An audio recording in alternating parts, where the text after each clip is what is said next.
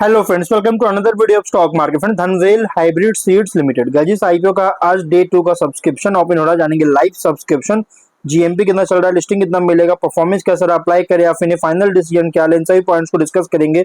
ये कोई recommendation video नहीं है, सो जो भी फाइनल डिसीजन होगा अपने रिस्क पर लीजिएगा। चलिए फ्रेंड्स, वीडियो स्टार्ट करते हैं।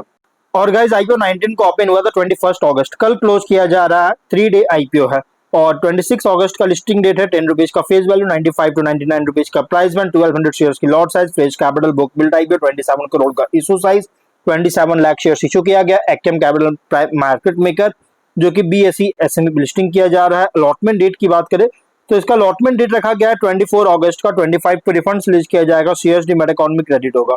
ऑफर दी गई है क्यूआईबी एंकर इंक्लूड नहीं, यहाँ पे क्यूआईबी ओनली 1.1% ऑफर दिया गया है।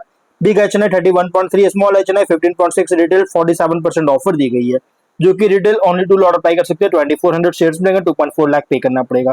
Small HNI minimum 3 lot apply कर सकते हैं, 3.5 लाख पे करना पड़ेगा। मैक्सिमम 8 लॉट अप्लाई कर सकते हैं, 9.5 लाख पे करना पड़ेगा। Big HNI minimum 9 lot apply कर सकते हैं, 10.7 लाख पे करना पड़ेगा।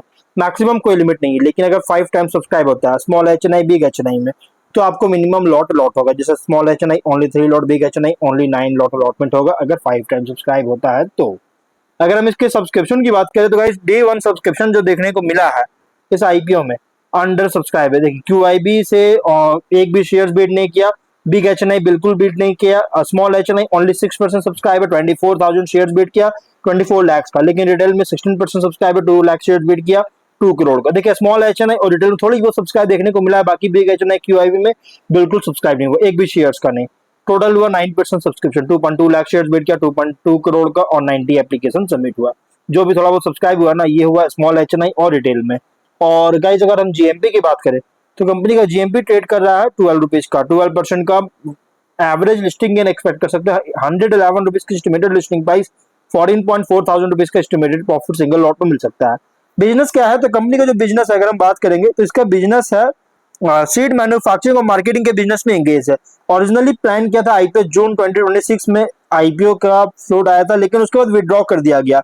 और जब रीलॉन्च हुआ और उसके बाद रीलॉन्च नहीं किया, मतलब उसके बाद रिलॉन्च नहीं हुआ, लेकिन जब रिलॉन्च हुआ तो इसमें कोई भी चेंज नहीं हुआ, ना मार्केट मेकर चेंज हुआ, रिलॉन्च किया और रिलॉन्च किया तो मार्केट मेकर में भी कोई चेंज नहीं हुआ, प्लस सिंडिकेट मेंबर में भी कोई चेंजेस बदलाव नहीं किया है।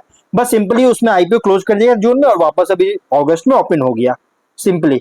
और अगर हम फाइनेंशियल की बात करेंगे, यहाँ पे अगर देखा जाए तो टॉप एंड बॉटम लाइन में ग्रोथ तो देखने को मिल रही है, लेकिन गाइस कंपनी का 26 से बॉटम लाइन अगर देखेगा तो बहुत सरप्राइजिंग बूस्ट देखने को मिला है।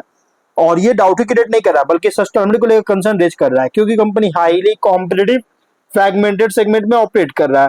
इसके कॉम्पिटिटर में गाइस बीएसएचएसएल मतलब बॉम्बे है सुपर हाइब्रिड सीड्स, अपसर सीड्स ऑफ एग्रीकल्चर, एडोन एग्रो कमोडिटीज, एमआर मैनी फूड्स, एनएफपी संपूर्ण फूड्स इसके कॉम्पिटिटर है। ऑब्जेक्टिव क्या है तो आउटस्टैंडिंग बॉर्विंग्स उसका रिपेमेंट या पेमेंट करना चाहती है, working capital requirement, general corporate purpose के लिए फंडिंग चाहता है। रेशियोज आर ओ ई है 37.1, R O C 49.3, R O and 31.1, PAT margin 8.2, EBITDA margin 12.4% का, debt to equity 0.4, PB 3.2, P ratio 10.4 time का। और प्रोमोटर होल्डिंग है प्री आईपीओ 49.9%, पोस्ट आईपीओ 35.1% का प्रोमोटर होल्डिंग है। रिसेंट फाइनेंशियल डेटा के according देखिए company का जो प्राइस बैंड रखा गया बहुत ही एग्रेसिव प्राइस रखेगी और small paid up equity capital जो कि पोस्ट आईपीओ इंडिकेट कर रहा है माइग्रेशन के लिए लंबा टाइम ले सकती है। प्लस मर्चेंट बैंकर का ट्रैक रिकॉर्ड ही बहुत ही खराब देखने को मिला है पास्ट में। और अगर हम इसके स्वॉट एनालिसिस करेंगे जिसमें स्ट्रेंथ अगर देखा जाए तो seed manufacturing processing supply sector में ऑपरेट करता है, फील्ड क्रॉप्स और वेजिटेबल्स के लिए इंटीग्रेटेड प्रोसेस है जो कि कवर कर रहा है seed development, multiplication, processing, quality testing, packing and distribution. और इम्प्रूव्ड जेनेटिक सीड मटेरियल का यूज करता है जो कि सोर्स किया जाता है रिकॉग्नाइज्ड एग्रीकल्चरल इंस्टीट्यूशन से सप्लायर से। फ्लेक्सिबल सोर्सिंग मॉडल है जो कि कंबाइन है कॉन्ट्रैक्ट सीड प्रोडक्शन, डायरेक्ट और ओपन मार्केट प्रोक्योरमेंट के साथ। और डाइवर्सिफाइड क्रॉप पोर्टफोलियो जो कि डिपेंडेंस रिड्यूस करता है सिंगल सीड वैरायटी पर। स्ट्रॉन्ग रिसेंट फाइनेंशियल इंप्रूवमेंट जो कि revenue profitability grow substantially grow कर रही है। ऑपरेटिंग इफिशिएंसी भी इंप्रूव किया जहां एबिटा मार्जिन सिग्निफिकेंटली राइज किया लिस्ट फिनेंशियल पीरियड में। और वीकनेस की बात करें तो बिजनेस हाईली डिपेंडेंट है एग्रीकल्चर और क्लाइमेटिक कंडीशंस पर, रिलेटिवली स्केल बहुत स्मॉलर है एस्टैब्लिश्ड सीड कंपनीज के कंपैरिजन में। कस्टमर कंसंट्रेशन बहुत ज्यादा रिस्क अभी भी है, सिग्निफिकेंट पोर्शन जो है बिजनेस उस बिजनेस से जनरेट करता है जो कि ऑयल रिलेटेड प्रोडक्ट से लिंक्ड है और जिससे प्रोडक्ट कॉन्सेंट्रेशन रिस्क को क्रिएट कर रहा है। वर्किंग कैपिटल रिक्वायरमेंट्स जो बहुत ही हाई है इन्वेंट्री और रिसीवेबल्स के कारण। ऑपरेटिंग कैश फ्लो जो कि इनकंसिस्टेंट हो चुका है, जिसके कारण गाइस मॉनिटरिंग करना बहुत जरूरी है। और अपॉर्चुनिटीज की बात करें तो एडॉप्शन ग्रो कर रहा है hybrid and improved quality seeds के लिए, जिससे लॉन्ग टर्म डिमांड सपोर्ट करता है। एक्सपेंशन हो रही है एडिशनल क्रॉप्स में, स्पेशलाइज्ड वेजिटेबल सीड्स में, जिससे रेवेन्यू डाइवर्सिफाई कर सकता है। डीलर डिस्ट्रीब्यूशन नेटवर्क एक्सपेंशन जो कि मार्केट पेनिट्रेशन इंक्रीज कर सकता है। Proprietary value added seed varieties का डेवलपमेंट मार्जिन इंप्रूव कर सकता है। और फोकस इंक्रीज कर रही है agricultural productivity and food security में, जिससे सीड इंडस्ट्री को सपोर्ट करता है। और जोग्राफिक एक्सपेंशन जो कि सिंगल डिपेंडेंस जो है एग्जिस्टिंग मार्केट पर रिड्यूस कर सकता है। लेकिन थ्रेट अगर देखा जाए तो adverse weather, droughts, flood, crop disease जो कि सीड प्रोडक्शन अफेक्ट कर सकती है। स्ट्रॉन्ग कंपटीशन है एस्टैब्लिश डोमेस्टिक और मल्टीनेशनल सीड कंपनी से। काउंटरफिट सीड प्रोडक्ट्स जो कि ब्रांड रेपुटेशन सेल्स को अफेक्ट कर सकता है।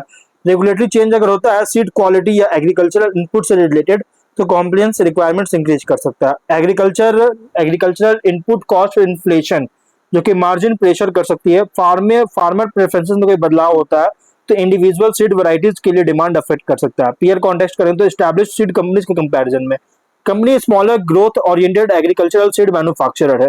की पॉजिटिव्स क्या है तो integrated production model, diversified crop portfolio, strong recent improvement revenue profitability में है। और जबकि अभी भी significantly smaller company establish players के कंपैरिजन, जिससे डिस्ट्रीब्यूशन एक्सपेंशन, कस्टमर डाइवर्सिफिकेशन और सस्टेनेबिलिटी जो है मार्जिन का इंपॉर्टेंट है इसको बनाना और स्टेबल करना। और बिजनेस अभी भी हायर एग्रीकल्चरल रिस्क कैरी करता है क्योंकि प्रोडक्शन डिमांड अफेक्ट कर सकता है वेदर और फार्मिंग कंडीशंस के द्वारा।